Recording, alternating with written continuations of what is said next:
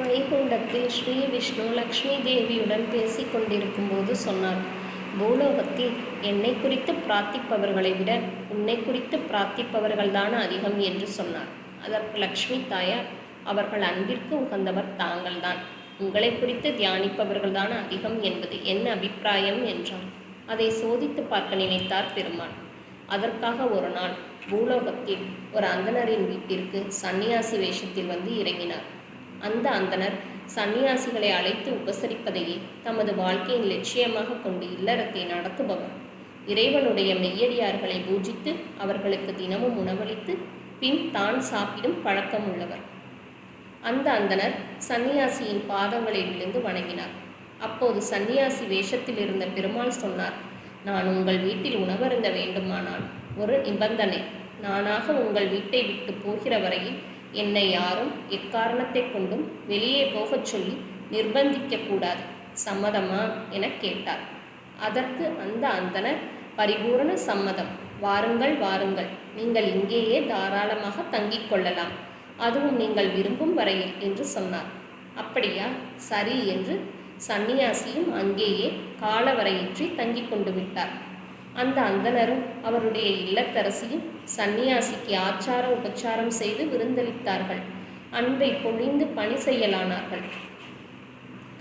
இவ்வாறு சந்நியாசியை நாள்தோறும் விருந்தோம்பி உபசரித்து கொண்டே வந்த காலத்தில் அந்தணருடைய வருமானம் கொஞ்சம் கொஞ்சமாக குறைந்து கொண்டே வந்து கடைசியாக அஸ்தமித்து விட்டது. நகை, தோட்டம், வீடு அனைத்தையும் விற்றாகிவிட்டது. வாடகை வீட்டில் இடம்பெயர்ந்து விட்டார்கள். அந்தணரும் அவருடைய மனைவியும் சந்நியாசிக்கு ஒரு குறையும் வைக்கவில்லை. அவர்களுக்கு வந்த சிரமங்களையெல்லாம் பொருட்படுத்தாமல் சந்நியாசியை கவனித்து கொண்டார்கள். ஆனால் சந்நியாசியோ தான் ஒரு சுமையாக இருந்ததையோ, அவர்களுடைய கஷ்டங்களை புரிந்து கொள்கிற மாதிரியோ, அவர்களை விட்டு அசைகிற மாதிரியோ தெரியவில்லை. அந்த சமயத்தில் ஒரு வசீகரமான தபஸ்வினியின் வேஷத்தில் ஸ்ரீ லக்ஷ்மி தேவி அந்த அந்தணர் வீட்டிற்கு வந்தார். அந்த அந்தண தம்பதிகள் சந்நியாசினியையும் வணங்கி அன்போடு அழைத்து சென்று உபசரித்தார்கள். சந்நியாசினியும் ஒரு நிபந்தனை வைத்தார். தான் சாப்பிடும் உணவு அந்த அந்தண தம்பதிகளுடையதாக இருந்தாலும் சந்நியாசினி தனக்கென்று வைத்திருக்கும் பாத்திரம் பண்டங்களைத்தான் உபயோகிப்பேன் என்றார். அந்தண தம்பதிகள் சந்நியாசினிக்கு உணவு படைக்க வந்தபோது சந்நியாசினி தன்னுடைய துணி மூட்டையிலிருந்து வெளியே எடுத்த கனமான பாத்திரம் பண்டங்கள் என்ன தெரியுமா? அத்தனையும் தங்கம். அந்தண தம்பதிகள் தங்கள் ஆச்சரியத்தை வெளிக்காட்டி கொள்ளாமலேயே அவர்களுக்கு உணவு படைத்தார்கள். இப்படியாக முதல் தடவை சந்நியாசினிக்கு உபச்சாரம் நடந்து முடிந்தது. சந்நியாசினியும் அந்தண தம்பதிகளின் உபசரிப்பில் மகிழ்ந்து உள்ளம் குளிர்ந்து போனார்கள்.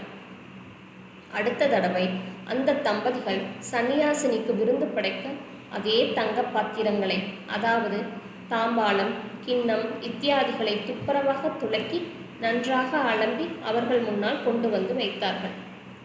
அப்போது சந்நியாசினி சொன்னது அந்த தம்பதிகளை ஆச்சரியப்பட வைத்து விட்டது.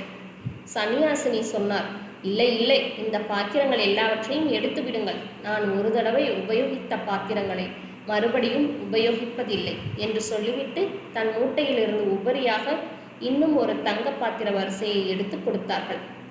அப்படி என்றால் இதற்கு முந்தின பாத்திரங்களை எல்லாம் என்ன செய்வது என்று அந்தணர் கேட்டார். அதற்கு சந்நியாசினி சொன்ன பதில் அவர்களை மேலும் அதிர வைத்து விட்டது. வீட்டுக்கு பின்பக்கம் தூக்கி எறிந்து விடுங்கள் என்றார். அந்தணரும் அவருடைய மனைவியும் ஒருவருக்கொருவர் பார்த்து கொண்டனர். விருந்து முடிந்த பிறகு அந்தணர் மனைவியிடம் சொன்னார், அடியே கேட்டாயா, இந்த அபார மதிப்புள்ள தங்க பாத்திரங்களை வீட்டின் பின்பக்கம் தூக்கி கடாசி விட வேண்டுமா? எப்படி இருக்கிறது பார். நீ ஒன்று செய், இந்த தட்டு, கிண்ணம் இவைகளை ஒன்றாக தூக்கி எறிவது போல் எறி. நான் அங்கு போய் நின்று கொண்டு அவைகளை பிடித்து கொள்கிறேன் என்றார். அப்புறம் கேட்கவா வேண்டும்? இப்படி ஒவ்வொரு வேலை பரிமாறல் முடிந்ததும் அந்தணருடைய மனைவி தங்கப்பாத்திரங்களை வீட்டுக்கு பின்பக்கம் தூக்கி எறிவதும் அந்தணர் அவற்றை பிடித்து கொண்டு வருவதுமாக நாட்கள் சென்றன. சந்நியாசினியின் வருகை அந்த அந்தண தம்பதிகளுக்கு ஒரு திருப்பு முனையாக அமைந்து விட்டது. லக்ஷ்மி தேவியின் கருணையினால் அவர்களுடைய ஐஸ்வர்யம் வளர்ந்தது, ஏழ்மை ஒழிந்தது என்று ஆனந்தம் அடைந்தார்கள். விருந்தாளிகளை இன்னும் பரிவுடன் உற்சாகமாக கவனித்துக் கொண்டார்கள். ஒரு நாள் சந்நியாசினி அந்த அந்தணரை கூப்பிட்டார். அவரும் விழுந்தடித்து கொண்டு ஓடி வந்தார். என்ன தேவி, எல்லாம் சீராக இருக்கிறதா? குற்றம் குறைகள் ஒன்றும் இல்லையே? உங்களுக்கு பணிவிடை செய்ய காத்திருக்கிறேன் என்றார். அதற்கு சந்நியாசினி, எல்லாம் சரியாகத்தான் இருக்கிறது, ஆனால் ஒரே ஒரு சின்ன தொந்தரவு என்றார். தினமும் 3 வேளை தங்கமழை பொழியும் சந்நியாசினிக்கு தொந்தரவா என்று அந்த அந்தணர் பதறிவிட்டார். உடனே அவர், சொல்லுங்கள், எதுவாயிருந்தாலும் நிவர்த்தி செய்து விடுகிறேன் என்றார். உடனே சந்நியாசினி, இதை கேளுங்கள், இந்த வீட்டில் என்னைப் போலவே இன்னொரு சந்நியாசியும் தங்கியிருக்கிறார் அல்லவா என்றார். அந்தணர், ஆமாம், அவரால் உங்களுக்கு இடைஞ்சல் ஏதும் இல்லையே என்றார். அதற்கு சந்நியாசினி, இடைஞ்சல் ஒன்றும் இல்லைதான், ஆனால் அவருடைய பூஜை புனஸ்காரங்கள், இறைந்து உச்சரிக்கும் மந்திரங்கள், எழுப்பும் மணி சத்தம், இவைகள் மட்டும் எனக்கு ஒத்துப்போகவில்லை. கேட்டு கேட்டு காது புளித்து விட்டது, தலையும் வெடித்து விடும் போல் இருக்கிறது என்றார். உடனே அந்தணரும், இப்போது நீங்கள் சொன்னீர்களே, 1000ல் ஒரு வார்த்தை என்றார். பின் அந்தணர் ஒரு கணம் கூட தாமதிக்கவில்லை. சந்நியாசி இருப்பதால் தானே ஓசை எழுகிறது, அந்த சந்நியாசினியின் விருப்பத்தை இப்போதே அமல்படுத்த வேண்டும் என்று நினைத்தார். விருட்டென்று கிளம்பி தவக்கோலமாய் வீற்றிருக்கும் சந்நியாசியின் முன்னால் வந்து நின்று அவரை கொடூரமாக பார்த்தார். என்ன சாமியாரே, எப்போது புறப்படுவதாக உத்தேசம் என்றார் அந்தணர். அதற்கென்ன, இப்போதே புறப்பட்டு விட்டால் போயிற்று என்று சொல்லிவிட்டு அந்த சந்நியாசி அங்கிருந்து புறப்பட்டு விட்டார். பின் அந்தண தம்பதிகள் சந்நியாசினியிடம் வந்து, அப்பாடா, சந்நியாசி ஒரு வழியாக கிளம்பிவிட்டார், இனிமேல் நீங்கள் இங்கு வசதியாக இருந்து கொள்ளலாம் என்றனர். அதற்கு சந்நியாசினியாக இருந்த ஸ்ரீ லக்ஷ்மி தேவி சொன்னார், என்ன, சந்நியாசி புறப்பட்டு போய்விட்டாரா? காரியத்தை கெடுத்து விட்டீர்களே.